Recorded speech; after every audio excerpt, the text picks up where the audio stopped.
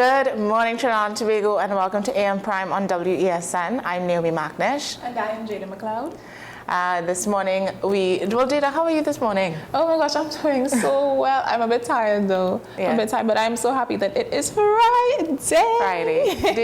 Did you see the eclipse this morning? Oh my gosh, I actually didn't get a chance, but guys, you have to know, Naomi messaged me at like 3 a.m. She woke up to see that eclipse. That's how passionate she is about that. The same massive moon that I was talking about yesterday, apparently, last night would have been the official eclipse, I guess, but it would have been on 2 days. So this morning the moon was a lot smaller, but we got to see the shadow, the red. It was red. It was very pretty, but nothing could beat last night. It was huge. All right. So this morning we're jumping into a conversation about Carnival. Trinidad and Tobago's Carnival is often celebrated as the greatest show on earth, known for its music, revelry, and artistic expression. However, through the years, the festival has faced some growing criticism. Some say it has lost its essence, becoming overly commercialized and hypersexualized, while others believe it remains an essential part of our national identity.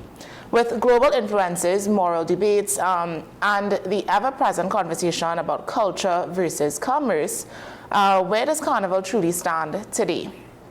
Joining us to discuss this is historian and cultural analyst Dr. Jerome Tilak-Singh, who has talked about the evolution of Carnival and its impact on our society. So good morning, Dr. Tilak-Singh, and welcome to the program. Good morning to you all, and good morning to your viewers. Thank you so much. So Carnival has long been called the greatest show on earth. In your view, does it still deserve that title, or has it lost some of its cultural significance? I would want to agree with the latter statement, where I believe it would have lost some of its cultural significance, the impact it once had. And, it's a number of factors, and one of the main factors is the way that Carnival has spread to other countries. So we no longer have like a monopoly over Carnival in the Caribbean. Throughout the Caribbean islands, we have Carnivals, United States, England, something like Caribana in Toronto, Notting Hill in London, Labor Day in New York, Miami Carnival. So these have taken away from the attention we once had.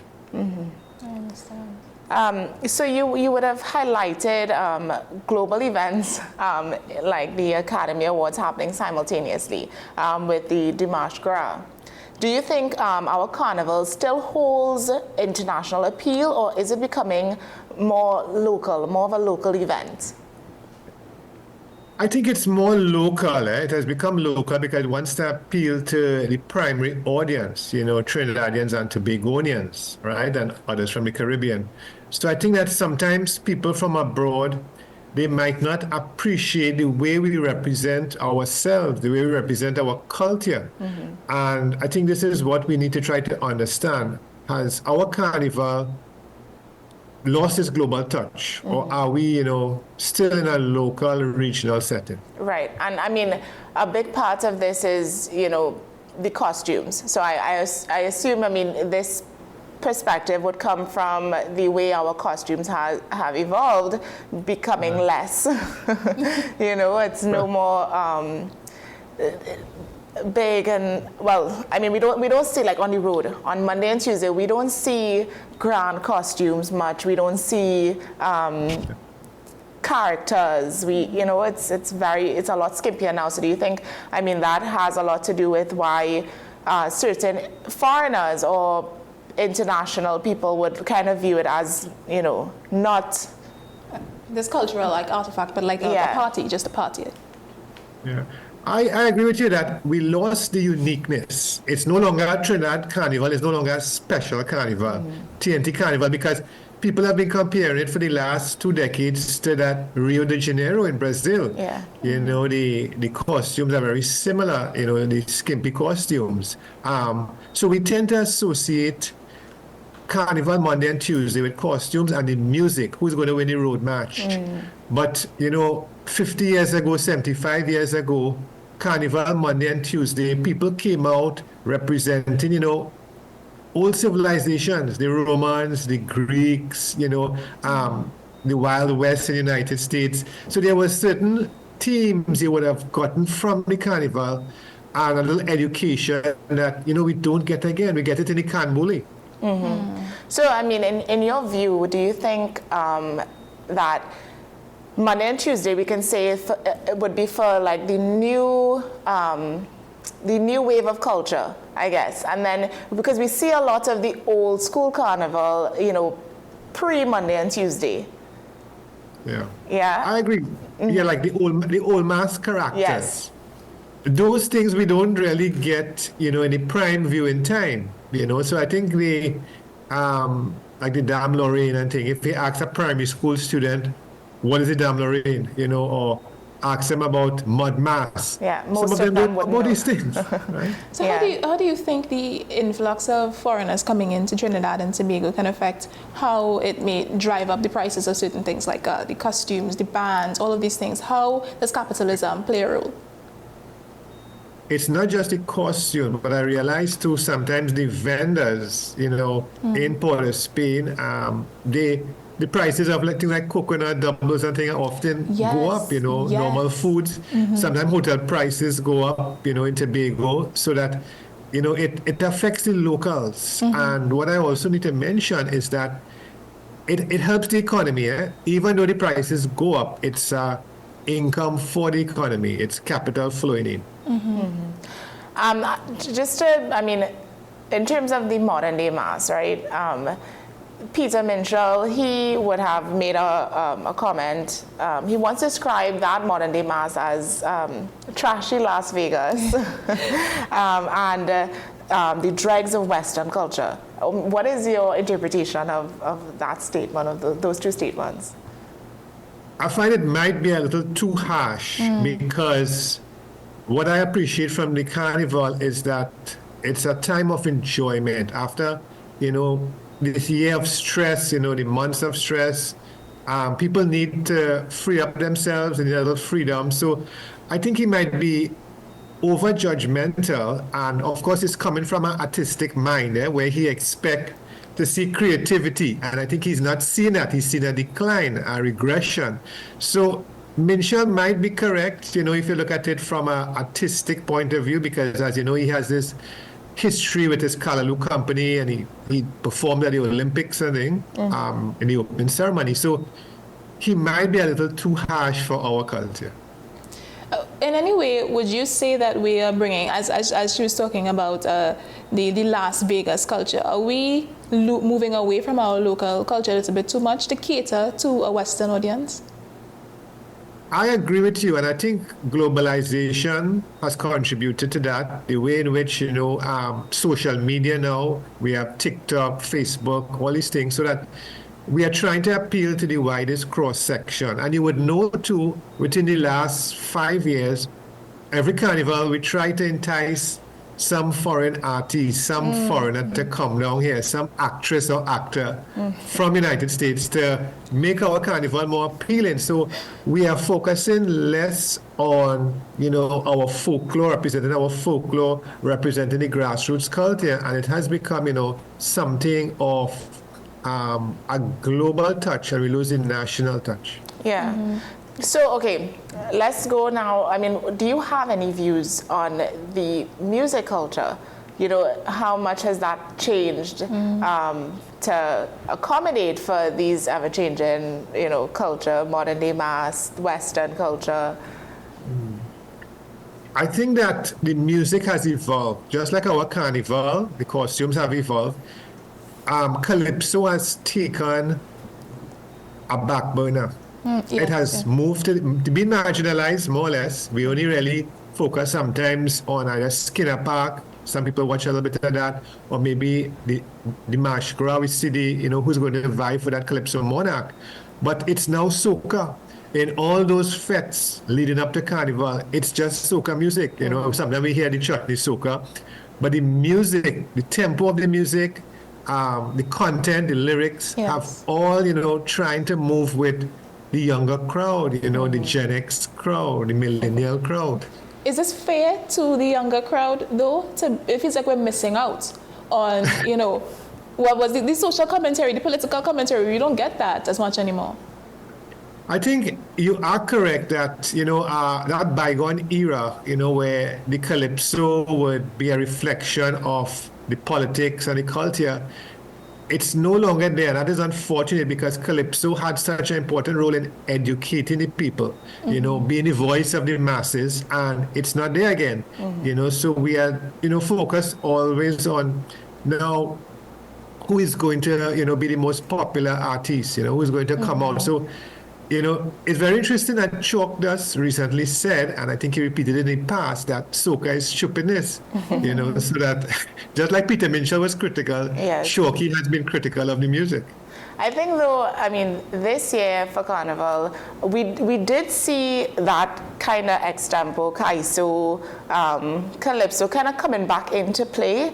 So it's almost as though they're trying to bring it back or kind of keep the relevance of it because we saw soca artists, coming on kaiso rhythms, and it was nice to see because those are things that we don't usually hear.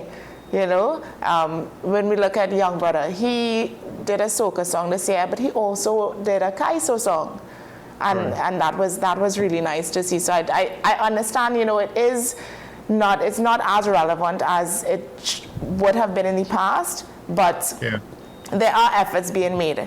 I think how can we make more of an effort, in your opinion? I think what we need, to have like little schools, like workshops, more workshops, more little, when I mean schools where we can educate the younger generation about how to compose a calypso. What are the elements of a good calypso, right? So that we don't have to condemn one genre of music. We don't have to say, I don't like soca, I don't like chutney.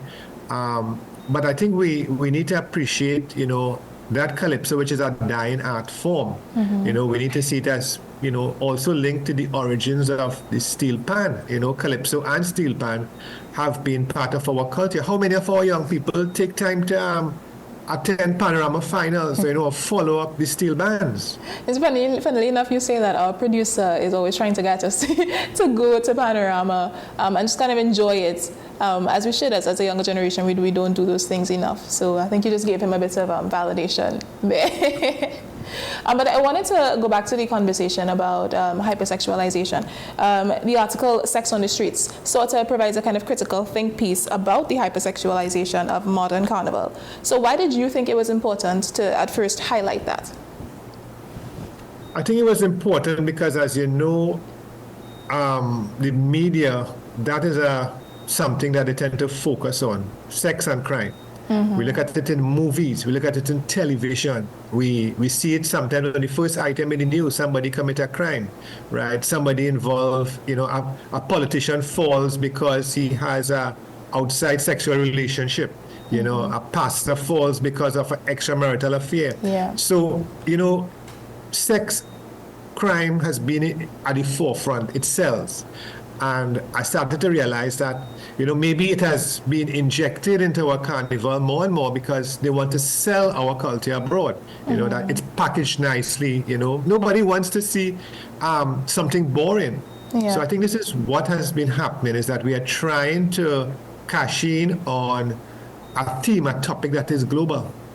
So many people would critique the hypersexualization, specifically those within a religious context. Do you think, in terms of we want to celebrate carnival, yes, celebrate culture, yes, but do you think piety has a voice in this conversation?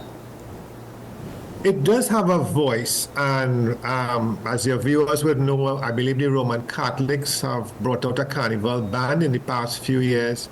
But we have to also appreciate that certain segments of the society don't take part in carnival for whatever reasons. Like the Muslims might decide, we don't want to take part, very strict Muslims, the strict Christians, strict Hindus. So some people, sometimes it's a generational thing. The older people, maybe beyond 50 years, beyond 60 years, wouldn't take part. So we cannot just say, well, certain religions don't take part or certain people don't take part. Sometimes it depends on age, sometimes it depends how deep your spiritual or religious faith is, personal beliefs, so all these things play a role. But what I want to mention is that Carnival still has a sense of beauty and color, not just among us adults, but especially in the kiddies' Carnival. And I think sometimes the public and the world they don't know much about this kiddies' Carnival. I think we need to put that more on the international stage. Yeah, I agree. I actually, Kiddies Carnival is not something that is spoken about enough. It's not highlighted enough. As a young adult myself, I don't think I understand what goes on during Kiddies Carnival, and that's a shame. That is a shame. So it's definitely, so if you could redefine or reshape Carnival, to ensure that it remains culturally relevant and meaningful, what changes would you make? It's a bad suggestion. I know it will affect our economy because people tend to criticize holidays, but I feel we need more than 2 days. I feel we have compressed so much from the Sunday night, the Mardi Gras, into the evening of Carnival, Tuesday, that, a lot of the culture is lost. We have so much to offer. And I believe that, maybe starting from Thursday, sometimes we talk about Fantastic Friday, so I think that the showcasing of our culture, it should be spread out, and we must find a way also so that it will not affect our economy, because as you know, our entire country shuts down on Ash Wednesday. Roads are empty, businesses are sometimes closed. But I would like to see like one day dedicated to children, Kiddies Carnival, another day dedicated to Canboulay, another day, dedicated, just maybe to old mask characters. And I think this will help us, know that we can appreciate the Carnival a little more. Can you give us like a brief rundown of why we even celebrate Carnival? Like, let's take a trip down memory lane. What are the most important things that we seem to be forgetting now? I think the public, overwhelming majority, don't realize the historical roots, that the enslaved Africans, they tried to mock their French masters, the elite, and they saw them, as some of your viewers would know, the French had these balls, like the Mardi Gras. They had these where they would wear costumes and masks. Yeah. And the enslaved Africans tried to imitate them. And this is how Carnival developed. In fact, a lot of people don't know that, there were attempts to ban the Carnival, suppress the Carnival in Port of Spain. They didn't realize there were attempts to suppress Canboulay. So I think the historical element is important, to know that Carnival is rooted in our history, and it has a long history. So it's not something that, you just put on a costume and jump up, or you play some music. It is something in which is embedded in our psyche, and it's part of our identity. And I definitely think too, if we keep that in mind and we understand the history behind it and how Carnival came to be, then I don't think the culture will change that much, especially now with the changes in costumes, and that the costumes have become less on the body, if we keep the history in mind, we wouldn't be doing that. But a lot of people don't know the history, and it's not, honestly, it's not taught. When I went to school, I didn't learn about the history of Carnival. It's just a party. Yeah. If I did, it would have been for a very short time, probably in primary school during social studies.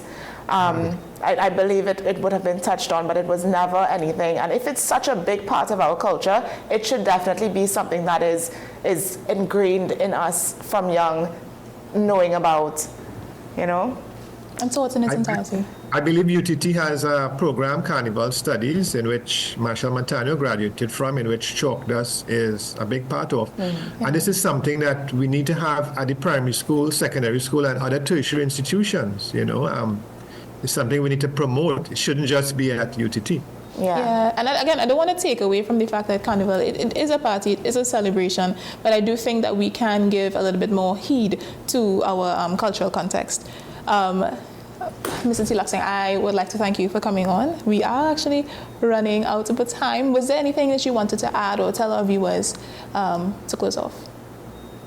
I just want everybody, to appreciate Carnival, the past and the present. I don't want to condemn any era. I don't want people, to look down on any era because, even when I look at the Carnival today, like the parade of the king and the queens, I still see the creativity. I still see the joy in people's faces. I don't want people to think that we should take away that joy and happiness from Carnival.